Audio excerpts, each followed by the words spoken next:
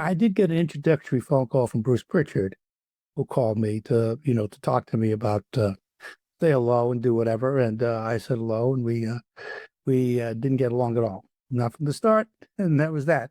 But that was my introduction to. I did meet talk to Bruce Prichard briefly, who was kind of running their television at the time, but I was obviously going to supplant him. Now, it didn't mean I was pushing him out of a job. He was a talent. He was also, brother love, and he had Right. the responsibilities with Vince, and Vince made sure that he had plenty of work to do. But I was going to run the television. That was the understanding. So I don't know if that's that. I know it didn't sit well with Vince. It didn't sit well with Bruce. yeah, it didn't, and and that became so we became we had a difficult relationship. I'll put it that. Well, Bruce has been honest on his podcast and saying that the reason ultimately he wound up going on what he called a leave of absence, I believe, in 1991. I mean, really, he would say he got fired, but Vince would refer to it years later as being a leave of absence, is his inability to get along with you.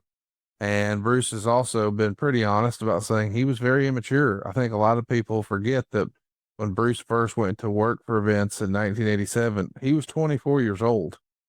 So he's still a very young man who had been sort of at the shoulder of Paul Bosch and now was there for Vince. And he's only a few years in, and now here you come with all these awards, all these accolades, all this experience.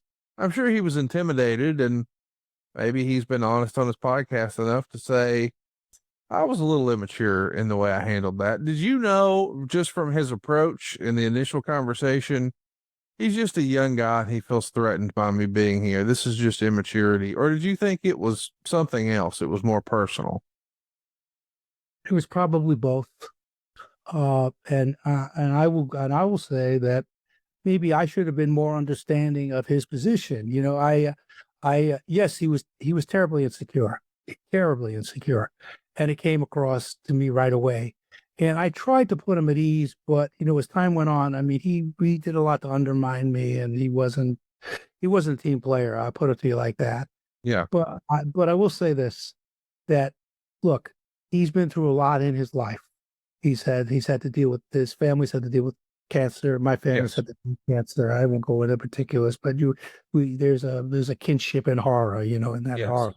And I almost lost a son to it. I didn't, but I almost did. And so, we've been down trails. We're all much older now. I don't know if I saw him, how I would react to him. I would suspect I put my hand down and say, "Hello, Bruce. How are you?" I don't. I didn't really appreciate how he handled the situation then. But again, I think a lot of it was immaturity Yeah. on his part, and also maybe some stubbornness on my part. Like, I don't need to come around to you; you need to come around to me. And Right. was part of probably the way I was holding my position at the time. So I think it didn't work out because he was sort of in a place in his life where he was. I was in a place in my life where I was, and these places were not aligned. So although they should have been aligned for the greater good of the company, because now if we were to do it all over again, but I think probably it might be somewhat different because we're in different places in our life, and hopefully there's more maturity on both our parts. So I really don't hold him ill will. It was, you're right, he was 24 years old and looked at life a certain way, and I was older and looked at life a certain way, and we just didn't view it together. We didn't take the right course, and Vinny, I keep calling him Vinny. Vince was trying to. I think there were times where he tried to sort of get us to try and work together better than we were. And when I was quite candid, about how I felt about him, about that. I didn't appreciate him undermining us for me, and I would have no part of it. And I told Vin, if he doesn't straighten his act out, I don't want you. He's got to go. Either he goes or I go. And I mean, I hate putting. I've never done anything like that before, and I've never done anything since. I've never said to anybody, somebody goes or I go. I mean, we've always been able to. If I have a differences with people, I've always been able to work them out because I'm a professional. First and foremost, I'm a professional. I don't love everybody I've ever worked with. Yeah, I don't think anybody loves everybody they ever worked with in life. Right. But the circumstances dictate that you get along for the good of the project and for the greater good of the organization. And circumstances should have told both of us we needed to get along better than we did. But at the end of the day, look, Bruce has proven that he loves wrestling. Whether he's got a passion for it, a dedication for it. I've listened to something to wrestle with. I think you both do a really good job. It's an excellent podcast. Thank you. So, and there were times I listen to Bruce and I think he's full of shit sometimes. But but honestly, I think he tells a great story, and I think he's very talented, and I don't begrudge him his success, and I don't begrudge anybody their success, but I particularly don't begrudge him because he paid his dues, he's worked hard, and he's been around. Listen, he's had trouble in that organization on and off for years. He's been there, not there, been there, not been there. So that speaks to, I don't know, speaks to other things. But at the end of the day, he belongs in the business that he's in, and the business is better for having him in it. Yes, well said. Well said. I'm curious, was it just territorial, or were your disagreements more about philosophy and the way you approach television? They were both. I mean, I would say, listen, I brought in Dave Sahari. I don't know if you know who Dave Sahari is, but Dave Sahari was responsible for the look going forward, the relaunch look of the WWF, and brought them into at the time would have been the 20th century. He actually brought them into the 21st century. He brought them into every century. He had that good an eye. He was NBC's best promo person.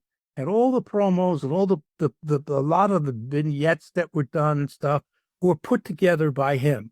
And I brought him in because I realized that was the first thing I saw that needed to be fixed was the image. The promo spots needed to be done that told the story, that did it, and showed the WWF was not just the wrestling business. Right. It was more than, and I saw it as that. And that was the difference. It was like I saw it as something beyond wrestling. And I know Vince saw it that way too. I'm not so sure a lot of people inside of the business saw it as something more than what they had already done. So they looked at it in a traditional sense. I never looked at it like that. And because again, I'm an outsider. And therefore, this is the other thing. It's such a closed, guarded business that if you're not grow up in it, if you're not the late Pat Patterson, or you're not, God bless him, I love Bobby Heenan and Jack Blacklands, I love those guys. If you're not grow up in it and you're not part of it, you're an outsider. It's kayfabe. And they're very, very reluctant to share that they were at the time, very, very reluctant to share the business and the secrets of the business and the strategy and philosophy of the business with people who didn't grow up in it, because to them you were an outsider. So you really had to earn that. And I'm not so sure, no matter how hard I worked, Sean Mooney ran into the same thing, except he ran into less because he wasn't in charge. Right. Now, I was in charge. So I really ran into this stone wall of resentment because I wasn't one of them. I didn't grow up with it. And I did understand it. Part of me understood it a lot, but there was part of me that probably had too much pride and probably pushed back to say, hey, wait a minute. I don't need to come around to you. You need to come around to me. And you know what? That was wrong. That was wrong on my part because we both needed to come around to each other. I should have given them more room in which to work, but I didn't. And they should have understood me a little bit better because I did try really hard to be friends with a lot of them and to get along with them and to share the philosophy, understand their feelings about everything. And knowing that I came from a different school and I'm an outsider, remember. You have to remember how important that was. It's less now because as the years gone on, Vince has even gotten to a point where he's had two CEOs, like he's had CEOs of the company who ran the business. They didn't have anything to do with the wrestling, but they ran the business. So he got smart enough then as time went along to sort of take people at their strengths, put them at their strengths, and try to separate their business strengths from the wrestling business, if that makes any sense. And he got really good at that, Vince. But at the time, I mean, I was his first experiment. So I was an experiment. I was the first to say, let's take an outsider, put him in there, drop him, parachute him in the middle, like behind enemy lines. Right. That's a tough place to be. And like I said, not everybody, like I said, Bobby Heenan could not have been greater to me. I'm still friends with JJ Dillon. JJ Dillon was friends with Bobby Heenan. I was friends with Blue Lanza, quite a few of them. I got to have Sherry and I were good friends, Sensational Sherry, Mike McGurk, quite a few. I liked Howard Finkel quite a bit.